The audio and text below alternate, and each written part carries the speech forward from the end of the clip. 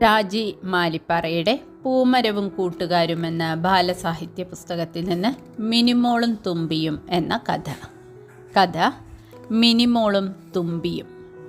മിനിമോൾ മുറ്റത്തിറങ്ങി പനിനീർ ചെടിയുടെ അരികിലെത്തി. ചെടിയിൽ കുറേ പൂക്കൾ വിടർന്നു നിൽക്കുന്നു. നല്ല ചുവപ്പ് നിറം. കാറ്റത്തിളകുന്ന പൂക്കളിൽ നിന്ന് സുഗന്ധം. അതാ പൂവിന് മുകളിൽ ഒരു ചെറിയ തുമ്പി. മിനിമോൾ തുമ്പിയെ പിടിക്കാൻ കൈനീട്ടി. തുമ്പി പറന്ന് മറ്റൊരു പൂവിൽ പോയിരുന്നു. മിനിമോൾ അതിൻ്റെ പിന്നാലെ കൈനീട്ടി ചെന്നു. തൊടും മുമ്പേ തുമ്പി വീണ്ടും പറന്നുപോയി. മിനിമോൾക്ക് സങ്കടം വന്നു. അവൾക്ക് കരയണമെന്ന് തോന്നി. അപ്പോഴാണ് അടുക്കളയിൽ നിന്ന് അമ്മ വന്നത്. അവൾ അമ്മയോട് സങ്കടം പറഞ്ഞു.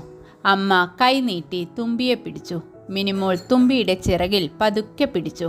അവൾക്ക് സന്തോഷമായി. ഇതിനെ വേദനിപ്പിക്കരുത്, അമ്മ പറഞ്ഞു. ഇല്ല, ഞാൻ വേദനിപ്പിക്കില്ല. മിനിമോൾ തുമ്പിയെ കയ്യിൽ പിടിച്ച് സൂക്ഷിച്ചു നോക്കി. ഉരുണ്ട തലയിൽ ചെറിയ 2 ഉണ്ട കണ്ണുകൾ. ആ കണ്ണുകൾ മിനിമോളെ തന്നെ നോക്കുന്നു. തുമ്പി, നീ എന്താ നോക്കണത്? എന്നെ ആരാ പിടിച്ചതെന്നാ ഞാൻ നോക്കണത്. നിന്നെ പിടിച്ചത് എൻ്റെ അമ്മയാ. എന്തിനാ എന്നെ പിടിച്ചത്? എനിക്ക് കാണാനും കളിക്കാനും. കളിക്കണമെങ്കിൽ എൻ്റെ ചിറകിൽ നിന്ന് വിട്, തുമ്പി പറഞ്ഞു. മിനിമോൾ ചിറകിൽ നിന്ന് പിടിവിട്ടു. തുമ്പി മിനിമോൾക്ക് ചുറ്റും പറന്നു കളിച്ചു. മിനിമോൾ തുമ്പിയോടൊപ്പം കളിച്ചു രസിച്ചു.